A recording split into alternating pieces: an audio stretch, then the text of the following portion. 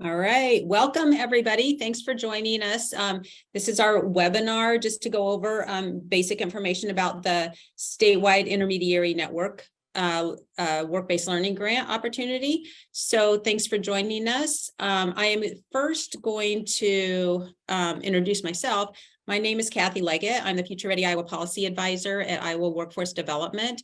And recently, with many of the changes going on, have been placed as part of the business engagement division here at Iowa Workforce Development, and then point of contact for several programs that have moved over in the alignment efforts.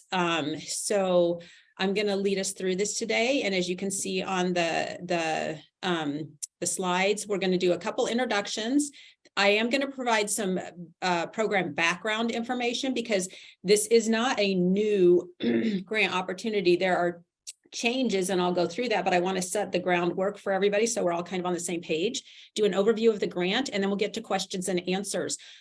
Following that, Patrick, who will introduce himself in a minute, is going to go through the Iowa grants procedure, share like how you log in and things like that for people, especially who are new to this process and or who need a reminder. But we'll do that after we end the question and answer, or the official piece of it, so that those of you who don't need that can go ahead and drop off and get on with your day.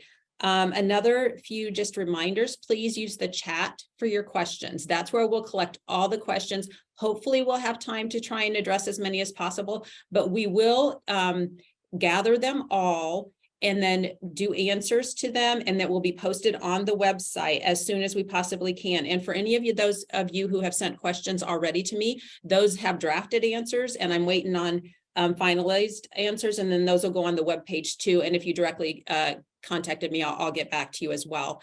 As got that, and then the webinar is being recorded, as you know, and that will be available on the webpage also. So we have a lot of information to share, so we're going to go ahead and get going. Just to set a context of a big picture, just, and maybe if you just allow me to be kind of, I don't know if it's Pollyanna, or let's just say, hey, what would be, the biggest, best thing that we can get done for the state as far as big picture and for our youth and our employers. We know that workforce has been an issue, is going to continue to be an issue, and it is a priority for the state. So the ultimate goal, just in my words, I guess I'm saying, is that every student in Iowa can participate in a resume-worthy career skill building training opportunity before they graduate from high school, if possible. We would love it if all students have that opportunity, and all districts are equipped with a continuum of work-based learning opportunities, and so that there's ultimately a path for everyone. So those are just really big pictures that I want to float out there before we get started. So this is information from the grant. The purpose is of the Intermediary Work-Based Learning Network is to prepare students for the workforce, and by facilitating cooperation, collaboration, partnership, all of those things in between those relevant parties that have to work together to get this done. And I want to make a key point here, so any potential applicants know that when you're applying to provide services to every school district in the region you're applying for. So this is not an opportunity where you say, I work with these and this is what I'm going to do with them. This is where you are applying to make services and support available to all school districts in that region. And that's going to vary, to what extent that is, that's all later down the road. But I just want to make sure everybody understands that any grant applicant is providing services to all of the school districts. So a little historical context. The Iowa Intermediary Network program was established in 2013 through the Iowa legislature. And in 2014, the Iowa Department of Education began overseeing the development and implementation of this work. And definitely want to say the work of this program, all the work that the folks who have been part of this in the past 8 years has really increased and paved the way for work-based learning across the state. I mean, if you think 8 years ago where things were with work-based learning, and then you look at where things are now, there's a huge change, and very, very much part of that is the work that the intermediary program, the Department of Education have done in this space. So where we're getting to is that all of that work has laid a groundwork for us to have an opportunity to evolve the focus of this program in some way. And really, as a result of all that work, we're able to evolve it. And as a result of where everything is in the landscape right now, we're ready to evolve it. So kudos again to all of those programs that have in the past been funded and have done this work. So in November of 2022, the Intermediary Network program was transferred from the Department of Education to Iowa Workforce Development, and hence we are at this point. That transfer was part of a larger goal to align workforce programs across the state. And many of you may have seen that in different ways. A lot of that started last year, and then it is continuing this year. So, so working to align all of those workforce programs, and then how can we make sure we work together amongst them, within them, and do as much work as we possibly can. So a little bit about current status that I want you to keep in context or in thought as you're thinking about applying for this opportunity. There are many partners with a focus on work-based learning across the state, and more engaging all the time. And again, credit to those who have been in this work for a long time to really expand the knowledge and the engagement of people in this. Work-based learning is a priority for the state, and we have more and more people in. So how do we adapt with more and more people in that space and coordinate to make the most of every opportunity? We also have a growing number of school districts that are employing work-based learning coordinators and evolving their work-based learning programs. So that's evolved over time too. So how do we maybe help fill in gaps or help strengthen capacity? We have a high need from employers and a recognition from them that they want this workforce pipeline, and they want to be involved and trying to figure out how they can do that. So that's part of the status right now. So with all of this and everything that has happened, there are varying levels of knowledge and understanding, and no matter, depending on where you are and who you're talking with about work-based learning opportunities, how to build partnerships, how to put in structures, how to start registered apprenticeship programs, how to do all of those things. Every scenario is different. And so this work now, it requires brainstorming, problem solving, solutions, knowing what people are doing here so you can share it over here, and a lot of other pieces that are really very exciting. And I think also across these last many years, we have great opportunities that have evolved for students, no matter what their path is going to be. Students have a path to go to a 2-year, a 4-year program maybe, but now students have more opportunities to go into registered apprenticeships or pre-apprenticeships or other training opportunities that are a fit for them. So we really want a fit for everyone. They can find their purpose and their passion. That's what we all want. And then continued opportunity to provide students with those transferable needed employment skills, the 21st century skills, whatever you call those, some people call them soft skills, all of those things that employers need. These work-based learning opportunities, especially in the training realm, really provide skill development for that, and it's a huge benefit. One more kind of on state context. I like to remind everybody when the governor had the recovery task force working on, how are we going to recover from COVID? How are we going to move forward? There were many different groups. There was an education group that did work during that time, and they came up with recommendations. And I just want to share these again, just as background information.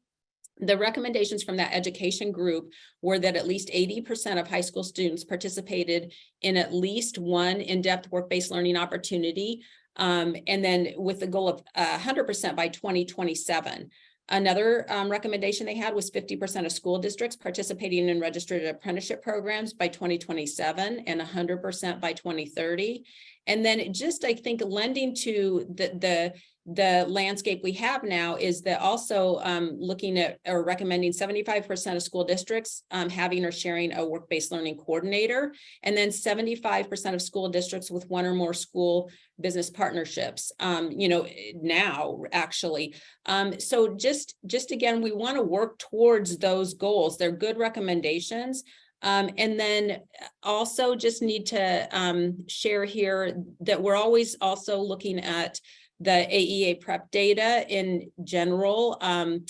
And when we look at the outcomes there, for students who graduated in 2020, 75% had a post-secondary intent. We're going to enroll in 2-year, enroll in 4-year, maybe military, those type of programs. And then when you take the same group, within 1 year, 60% had enrolled. In 2021, 72% of the students had post-secondary intent. So we have a huge opportunity to help provide that path for students who maybe a 4-year, 2-year traditional education is not what's going to work for them. The other piece that I really like to think about with this is if every student gets this opportunity, or when every student gets this opportunity, we all have plans. Maybe I plan to go and something happens and I can't. But if I have something to fall back on, I have some employment skills, I have some knowledge and some experience, that benefits everyone. So I just wanted to share that picture too. All right, so now we're going to get into the program and really the evolution that I mentioned that has been made possible. What I have up here is really the picture of the work-based learning continuum. And you can see we have awareness, exploration, preparation, and training. So where the primary focus has been with the intermediary work on the career awareness, exploration, and preparation, with the alignment of workforce programs and all the things that we just went through that are changing and adapting, we are able to change the focus of this program to some extent to getting into the developing career skills and the training piece of that picture that I just showed you. So why are we doing this? Well, in order to serve more students, because that's our goal, we want to serve more students, we have to build capacity. One person can't do all of this. And so with more partners, we need to collaborate, and then we have to build local capacity. So there are opportunities for students, businesses, and schools. So that's why we're one of the reasons we're evolving. We have more partners in the space now. And so partnership, you'll see, is a key part of the application because, I hear a lot of comments, duplication. Well, we have to partner together because and see who can offer this, and how can we build that strong pipeline to connect youth with that do not have post-secondary plans. So we want to have opportunities for them to a path for success and to meet the workforce needs. Again, we're Iowa Workforce Development. As I said, workforce is a priority and it's going to continue to be. Oh, you know what? I didn't even let my colleagues introduce themselves. Sorry, I totally forgot about that. Let me just take a quick pause and let you know who else is on here from our team to answer questions, be a resource, help. And I'm so sorry, I just got excited and got into it. So really quickly, let me have them introduce themselves. Linda, why don't you go first? I see you. Yep. Thank you, Kathy. Good morning, everyone. I'm Linda Fandel, the Governor's Liaison for Work-Based Learning based at Iowa Workforce Development. Thanks, Linda. Steve? Hello, I'm Steve Rader. I'm a grant accountant for Iowa Workforce Development. Patrick? Hi, my name is Patrick Rice. I'll be working primarily with showing people how to log into the Iowa Grants systems for the application process, and then also walking through the application itself. Great. And Becky? Hi, I'm Becky. I'm an attorney with Iowa Workforce Development. Thank you so much. And Molly, I think you're on for communications. Yes, good morning, everyone. Awesome. Thank you. And my apologies to, I just guess I was just focused on getting this information out. So, but we do have, people here to help try and answer questions and work through things. So I just want to make sure that you know who that team is. Okay, so the grant priority, and really everything in here is in your notice of funding. I know it's kind of a lengthy document, so I'm just trying to hit some of the high points. But priority, and this is going to be done or awarded via the scoring rubric, which you'll see and you have access to in the notice of funding, will be given to applicants who demonstrate the ability to prioritize the following. Basically, development of work-based learning training programs. Again, go back to that picture. We're on that training piece of it, to develop the career skills, which include internships, pre-apprenticeships, and registered apprenticeship programs. And then also focus of these on middle school and high school students. We want K-12 work-based learning everywhere, just like the Department of Education, just like many schools. But for this particular funding opportunity, we're focusing on those higher grades. So key definitions, again, these are in your notice of funding, but I wanted to just highlight a few to bring them to your attention. So a community college region, that is a region, it's an exact region that follows the lines of the designated community college regions.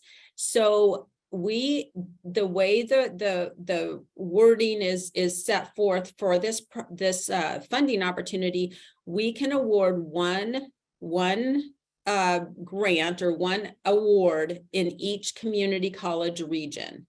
And then just to pair back on that, so we have a map available. You want to look at what are the counties and the locations in that community college region.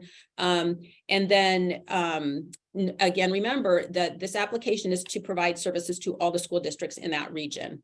Now, when we get to the program plan and some of the metrics or an event, I want to talk about what an event is, because that's on the program plan that you'll have to fill out. That is, and we describe those, but for example, an event is a career fair. And as I said here, if you're going to do 3 career fairs, that's 3 events in that document. There will be other reporting metrics for awardees on the number of people who attend, but what we're looking at right here is your goals of number of events. And then the events are divided into 2 categories. The first category really just focuses on the exploration, awareness, exploration, and preparation in that work-based learning continuum. And then the second category on that training piece to develop the career skills. And again, because that's where we're shifting some focus. So we want to try and increase work in that space. Okay, work-based learning technical assistance. So in order to accomplish those goals, there's a lot of meeting, discussions, sharing of information, working out problems, figuring out how to do things. And so those are what we're calling the technical assistance meeting with the key stakeholders and then to say, okay, what do you want? What does the school want? What's going to work best? How can we get in this space? And as we said there, those are in-person or virtual meetings. And really in a proactive manner or upon request for the program that you would be awarded. Proactive meaning we have an opportunity to look at a lot of information that's out there and see what our school district's doing, who's doing what are they doing, who has these pieces, so that we can proactively approach them and say, hey, how can we help you? Can we talk to you about what might be a good fit? And same as response to requests, we have businesses also wanting to get into the work-based learning space. And so those would come to this person too in the region and to work with that business and to see, is there a school partner who can work with them? So that type of work. And then just the skill development activities, similar, those are like the teacher externships. So teachers in the workplace, so they can learn, what the businesses are doing and better translate that to their kids. The workplace tours for teachers, things like that. Employers, this is type of thing when you're working with employers and they can say, you know what, we want to do this, but we don't know how. We need help setting up an internship plan, or whatever they need help is how do you help them build that competency to have a work-based learning program. And the caveat here is training will be provided for all of this. Once grants are awarded, there will be a training schedule, because we want anybody awarded this grant to have all the information, all kinds of different examples, all kinds of resources to utilize when they're conducting this work. So some additional information to share, just to focus on again, the project award period is July 1st through June 30th. It's a fiscal year, as it's an appropriation from the legislature. Award amount can be up to $96,666 per region. That is the way the legislation is written, or the way the program is designed in there, is there's one award in each region, and the monies are split across those awards. Eligible applicants, again, all from the notice of funding, really looking for entities that have the capacity to coordinate and provide these opportunities. So that's pretty basic.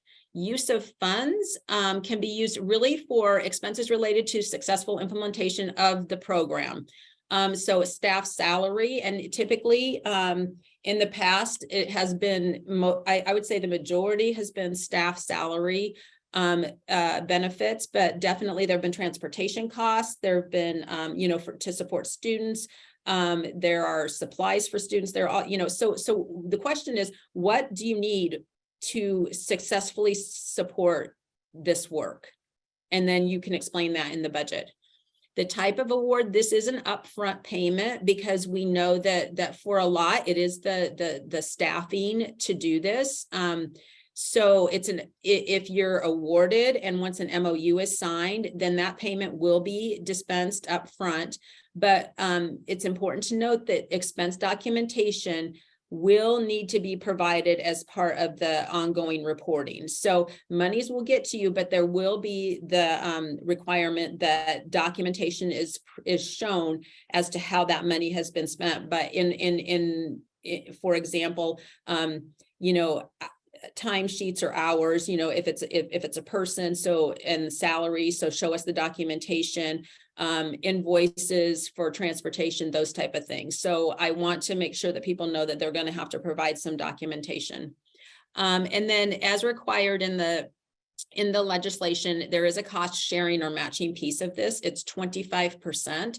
So if you're asking for the 96,000, basically you're going to need 25% of that as a match. And that can be cash or in kind. And that's described right here, like what you can do to prove that or to provide that documentation of that match as part of your application, because you do need to do that.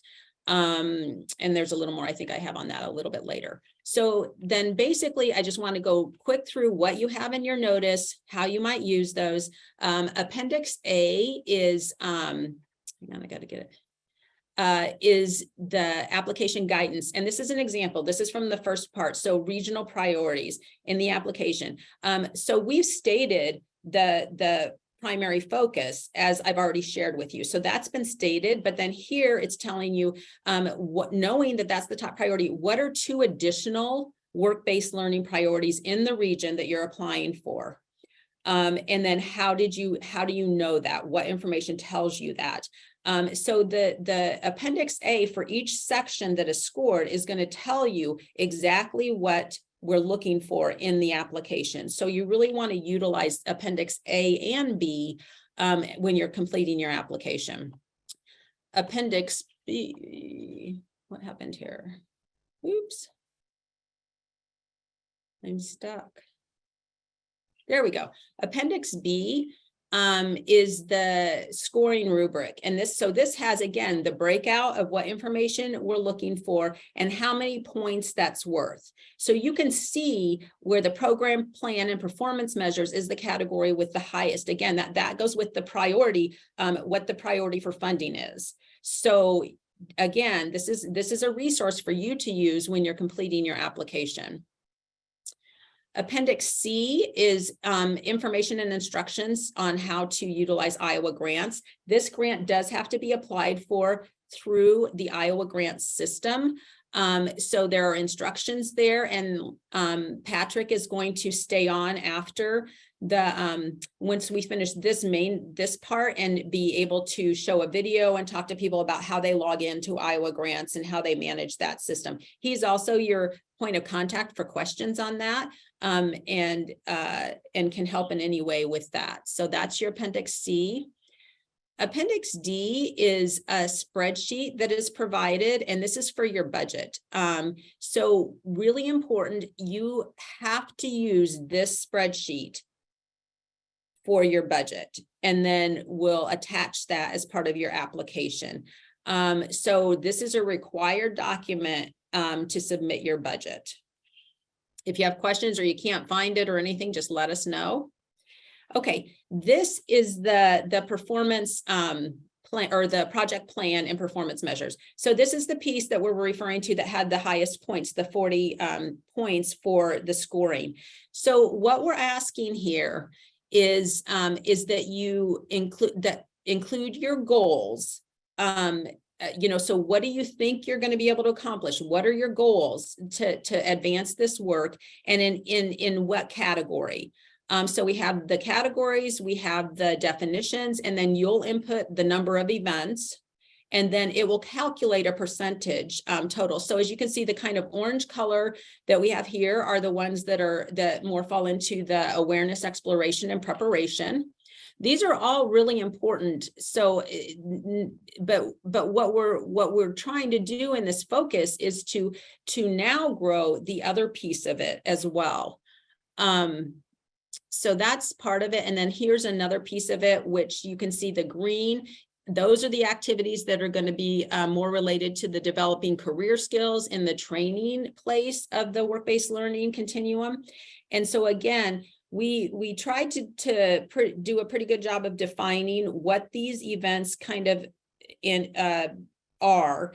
And then we did on these put some minimum suggested goals, because in order to move this forward, we want to do work in this space. So you can see those there. And again, you'll input it, and then it'll tally the percentage. And the focus here is that we're putting somewhat of a limit on the awareness, exploration, and preparation skills just with this particular program, with this funding source, and then really trying to grow the other pieces. Okay, so also want to speak a little bit about key partners and stakeholders, because again, you'll see this is a focus in the grant, and define who those are. The key partners are really partners that are really going to be, I guess, essential. I don't know the best way to explain it, but organizations that are also working in this space that you want to collaborate with and partner with to get the most work done as possible, and to be meeting the needs of employers and understanding that what occupations, what opportunities, what are some of their goals. So I've just listed examples of some that it would be organizations like this. The key partners and stakeholders are not the employers in the schools. So just know that these are other organizations that are key to getting the work done. And again, many of these are already working in the space. So how can we work together with them? You can list up to 5. There's place on the fillable form, this is the fillable PDF. Place for at least up to 5. You don't have to list 5. I would encourage you to list some. And then what's their role in partnering? How are you going to work with them? But you do not have to list more than that. Okay, so this is just us to get an understanding of the applicants. Who are you already working with in the space and have potential to partner with, and then who are you not working with that you think is key? So The in-kind match, again, just wanted to talk a little bit about that. Explain here, you can do cash or in-kind. We have definitions of what is in-kind, but what I want to make you aware of is that there is a form here to document your in-kind, if that's the match that you're going to use to meet the criteria. So know this is available. Please utilize it. It's just, I think that it's a consistent way to document that in-kind. And then I have a few reminders, things we probably already went over, but applications are due June 2nd and at 11:59 a.m. So please note that they're right before noon is when they're due. You have to, as I said, you have to use that budget template. That's a required attachment. My name and email for technical assistance. I'm happy to help anybody who's considering an application or trying to brainstorm or figure out, what do we have? How might this work? I'm happy to do that. I always have to say that when I provide any technical assistance, that does not mean that you're going to get funded. So everybody needs to know that, but I just am happy to help try and work through the questions, the processes, brainstorm, anything like that I can do. So you just reach out to me. Don't wait to create an account in Iowa Grants. If you are not familiar with that, I would recommend doing that sooner rather than later, just to make sure you get the approval and you're familiar with it so that you're not running up against the timeline. Again, to note, training will be provided to awardees. And I know for those of you who are familiar with the program before, that this is a big difference in kind of the way we're moving forward. It's a big transition on that, where we will provide a lot of training but by people who are in the space to make sure you have all the resources. We want to make sure that you are prepared to go out and do this work if you're funded and to be successful. Let's see. Oh, the project plan. I've had a few questions on this, and I think it really comes in the context of entities that may be applying that have really pretty robust or larger work-based learning programs already established, which is fantastic. What we need to see in the project plan with those key metrics are the events that the funding is going to support. And so that's what we're interested in. There's this award opportunity for up to $96,000. If awarded, what are the goals in these categories that this funding will allow you to do? So specific to this funding opportunity. So if you have other pieces of work-based learning, you have other entities doing them with you, or bigger staffs doing this, it needs to be specific to this funding opportunity. So and then I think you can add, if you want to demonstrate what your capacity is or how this fits into a bigger picture, there's opportunity in the narrative to address that. So yeah, these goals don't encompass events that happen as part of a larger program.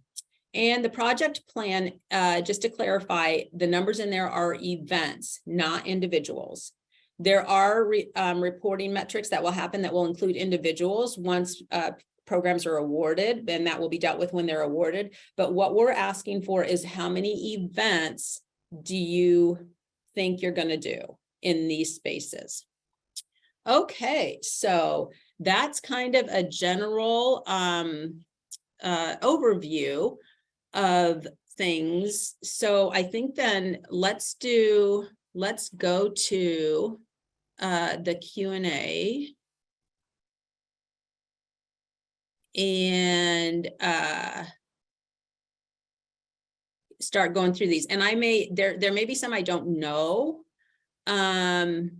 that we'll have to find out. And that's why we'll take all of these, whether we answer them or not, and draft and post answers on the webpage. So please go to that for your final acknowledgement of the answer to this.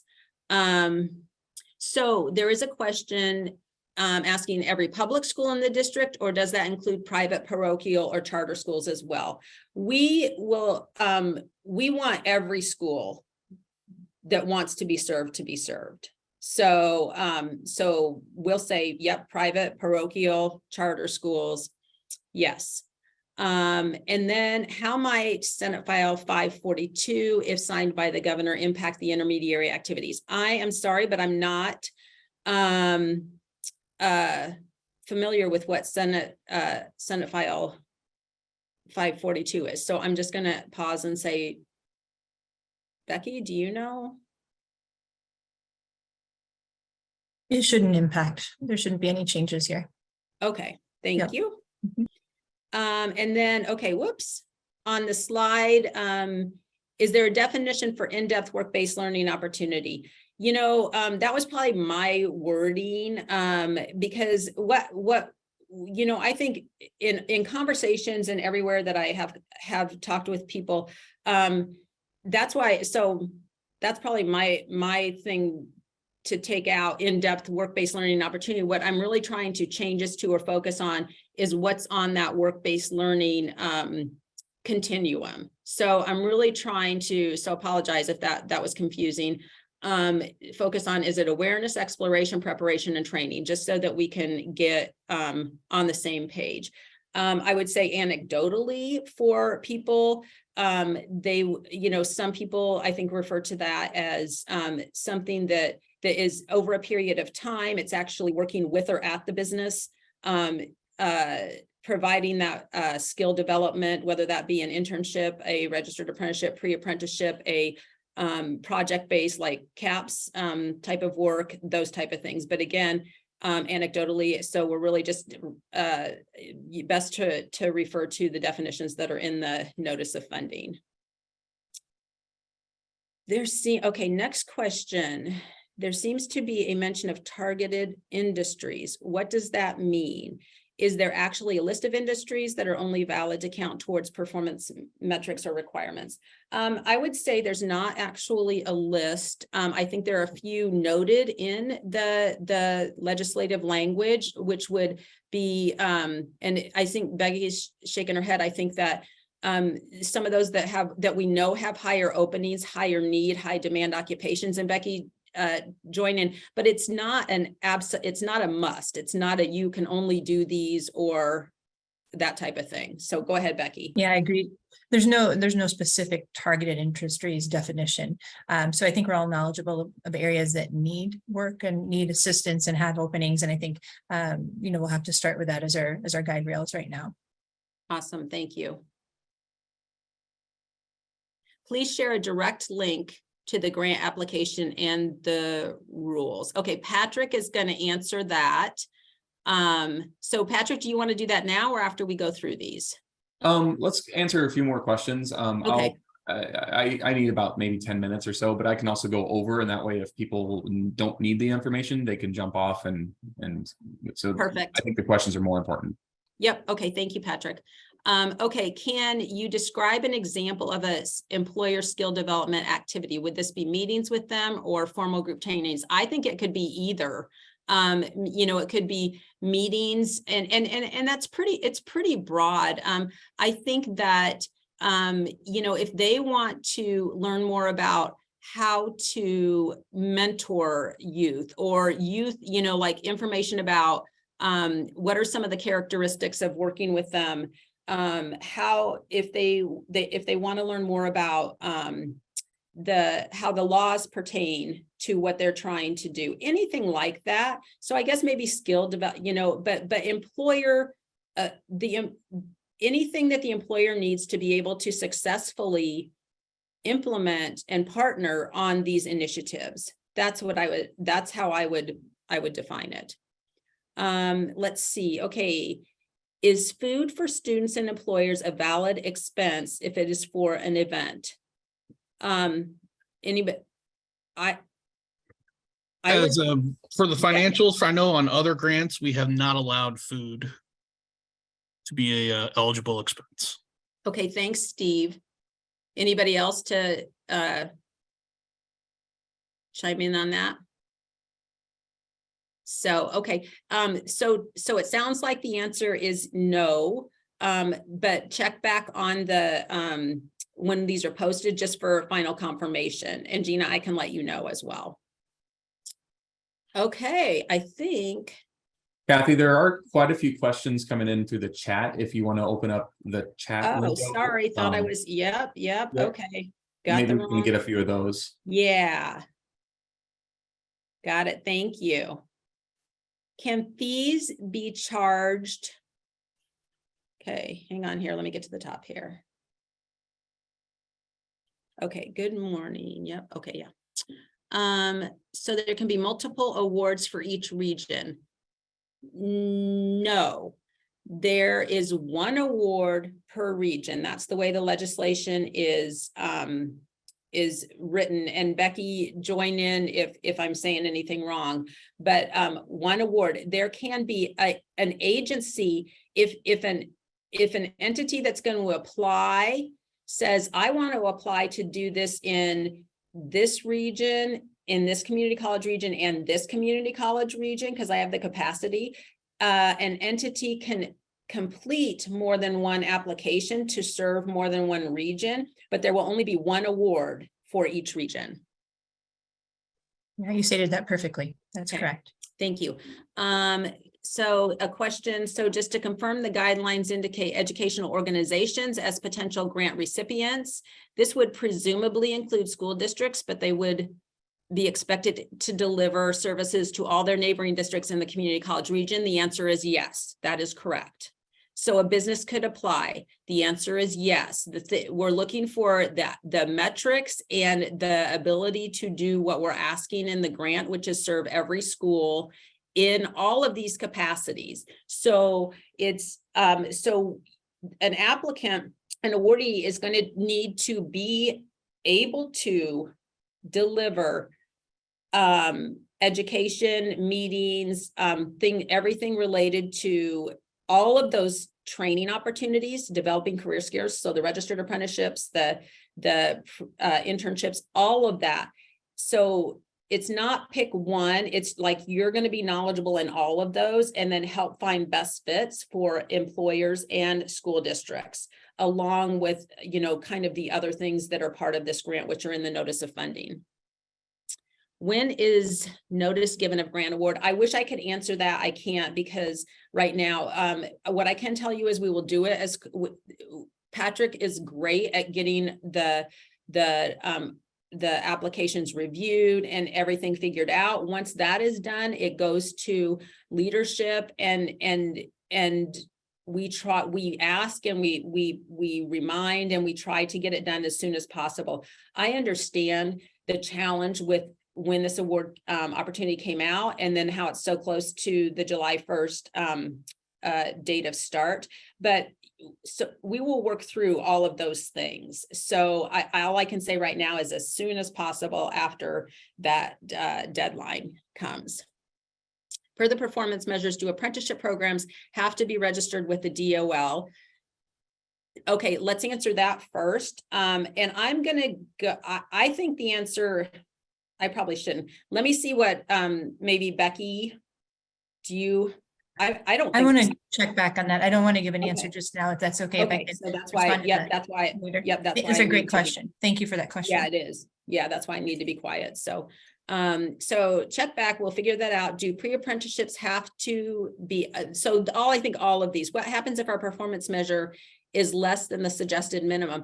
I mean, I think it gets scored. You mean, so I think what we want is we just want, we want you to say, this is what we think we can do, or this is our goal. Have it, even if it's somewhat aspirational, we really, think we're going to do this many.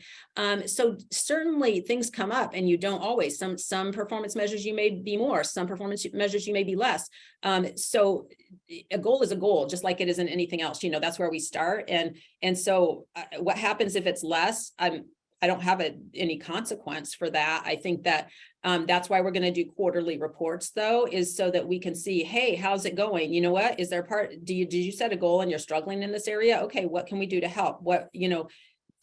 How can we change that? So it's all a work in progress. And if anybody else has a way that they want to answer that, please join in.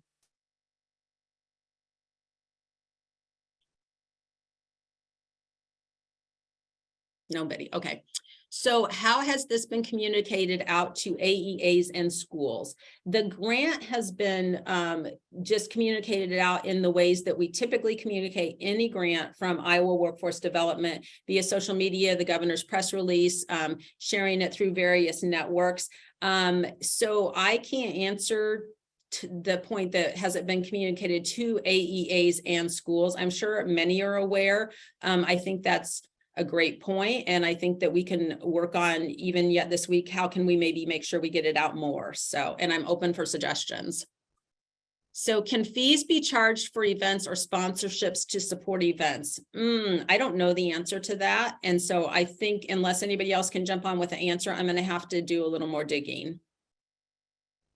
Okay, next question. So if we do other events, can we count those towards the match requirement? I'm thinking.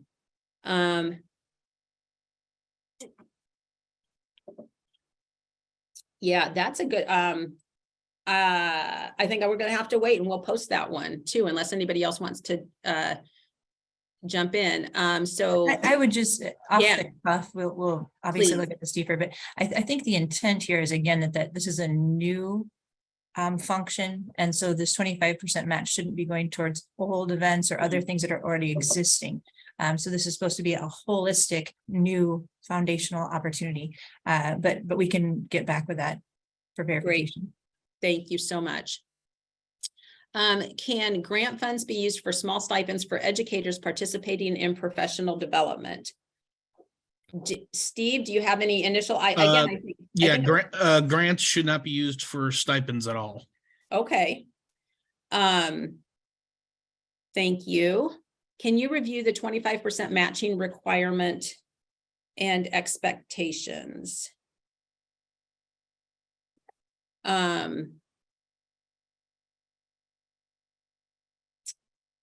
So yes, let me go, but I guess let me go back through some of these and then go back to that since it's on the slides. So why can't we see the questions that she's responding to? Yeah, sorry, probably because I'm not totally, technically great at this stuff, but I see Patrick said, yep, they're the questions that are in the Q&A. And all of these questions are going to be typed with an answer and posted on the website. So you will have full ability to see the questions and the answers. Oh, and okay, so I think the other questions were in the question and answer part. Maybe that's why you couldn't see them.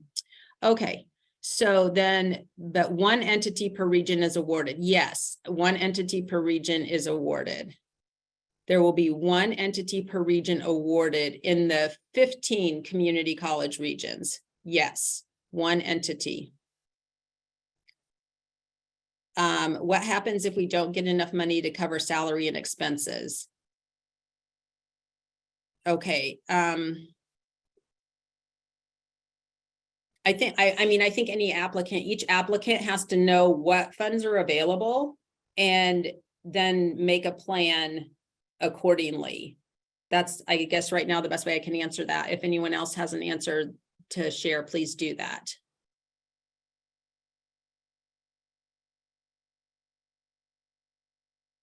Let's see.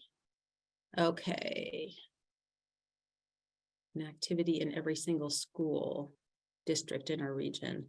Okay, so at this point, it's almost 10 till. I'm going to, will this Zoom be recorded? Yes. I'm going to turn it over to Patrick because he's gonna go over the Iowa grant stuff. And then as I said, so finish putting your questions in. We will get to work on these ASAP. And as I said, if you already sent them to me, those are in the works. We'll have them up with the answer. And that is the best place for you to look for the answers because we're doing the best to shoot from the hip to answer these. but sometimes we have to go back and get a little more information. So please stay tuned. So, and then I think, okay, Patrick. All right, great. Kathy, if you could stop sharing your screen. Yep, I'm working on that. Let's do this. There we go. Perfect. Okay. Ooh. What happened to me? All right. Hopefully everyone's seen the Iowa Capitol building in the background. What we're going to do first is just watch a short video. It's about 5 minutes long about just how to log into the Iowa Grants system itself. If you have not logged in to iowgrants.gov within, since the 1st of December of 2022, your account will need to be reactivated, basically. The Iowa Grants went through a transition into a new system in December, and so any prior accounts that were registered with Iowa Grants prior to December 1 of 2022, you are now needing to basically re-register. And so that's what this process is going to show. And then we'll actually go through the application process and right after this. Welcome. This is a short tutorial on how to access Iowa Grants. First, go ahead and navigate to iowagrants.gov. Once you get to iowagrants.gov, go ahead and click on the blue button that states click here to access the single sign-on tool. Now, at this time, I just want to give you a friendly reminder, do not use the box, enter your user ID and password, or the yellow button that says click here to register. Please ignore those 2 items on this page. So I'm going to go ahead and click here to access my single sign-on tool. Now you have accessed the single sign-on page.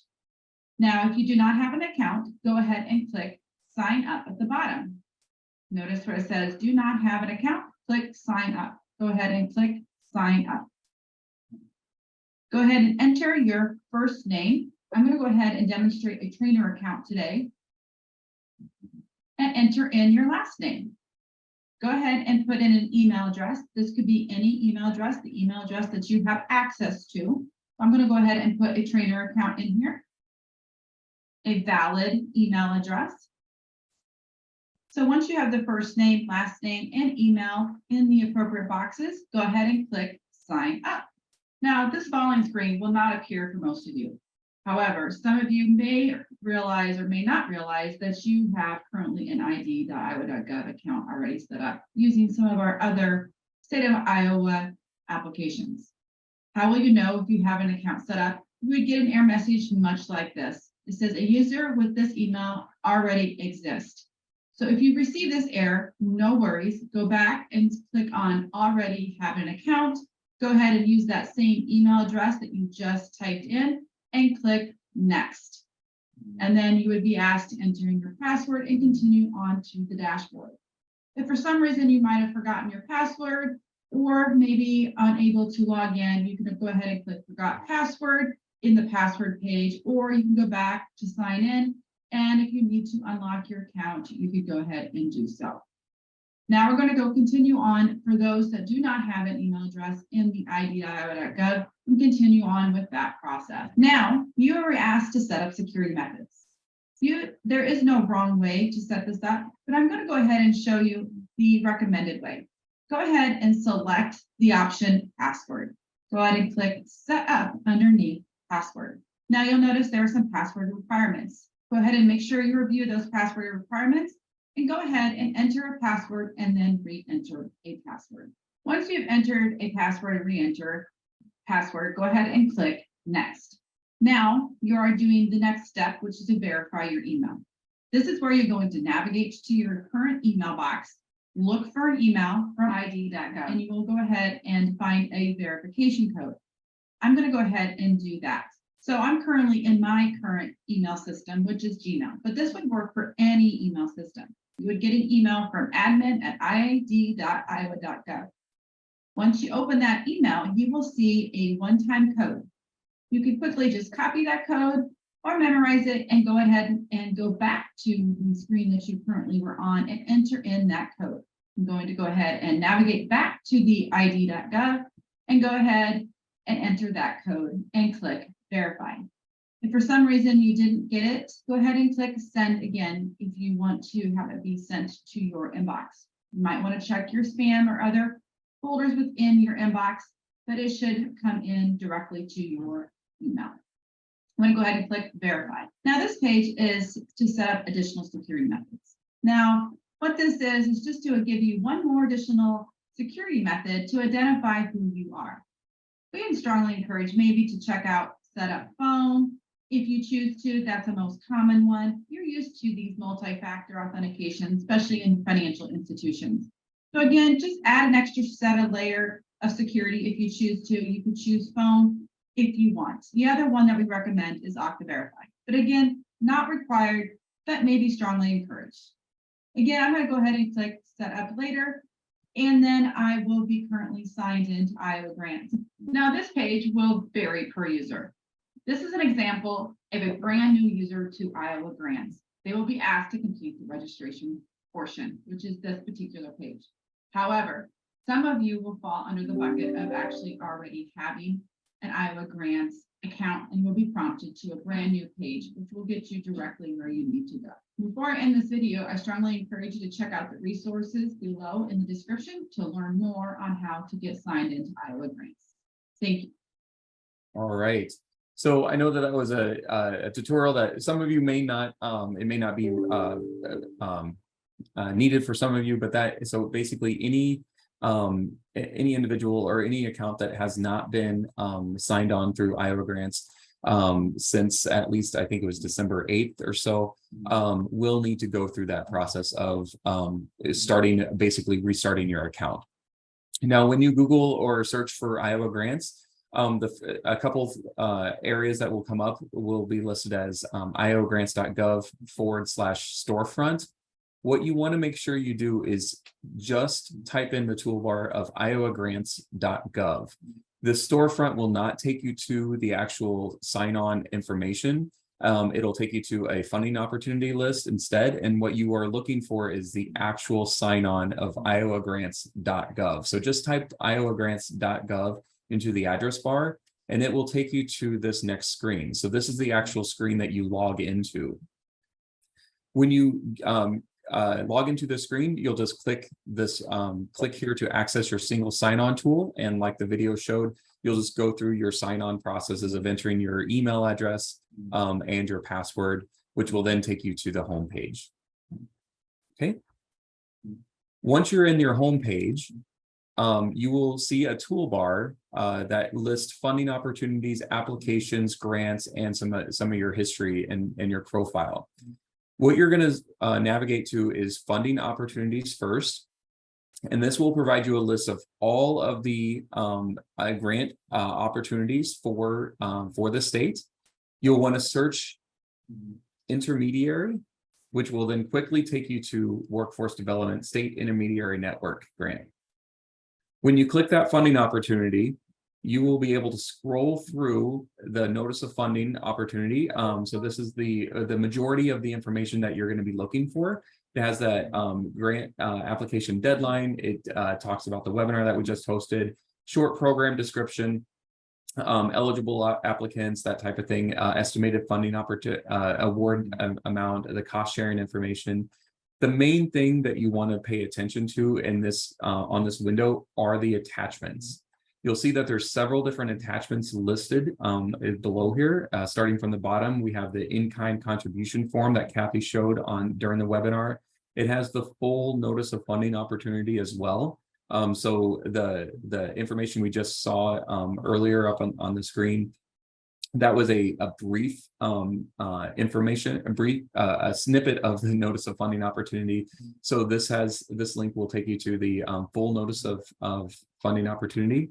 It has a map of the community college regions. So if you are unsure of which region you are in, you can access that map, a blank W-9, and then all of the appendices that Kathy mentioned.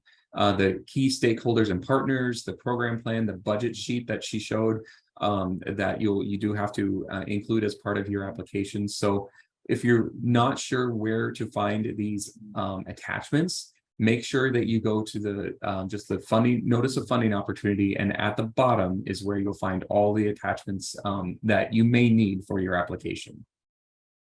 Now, when you're ready to start your application, you can select the large green button on that says Start New Application. And then once you start your application, you'll just simply ask, it'll ask for your application title, the organization you belong to. So it's just some very general information. I've already done that step. And so now I've gone back into an application I've already started. So I'm going to click on the test application that I've already started.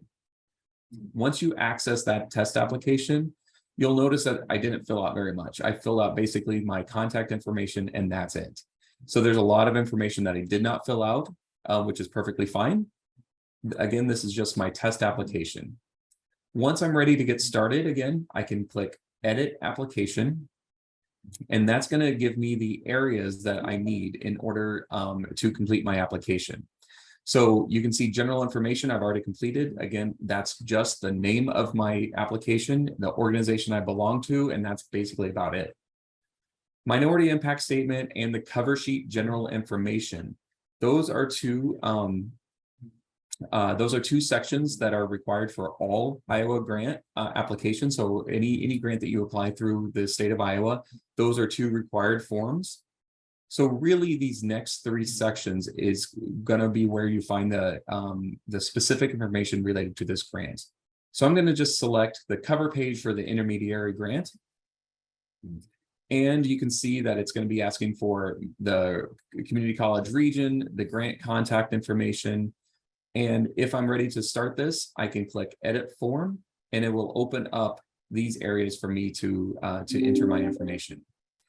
Any area that is listed as red, those are required forms or required sections. So it will not let you submit your final application until all areas that are listed as red are at least met. I can go and click and save my form, and it'll take me back to the main area. Now I can go through this tabbed area up at the top, and I can go to the executive summary. I can go to the main application. I can go back to the minority impact statement.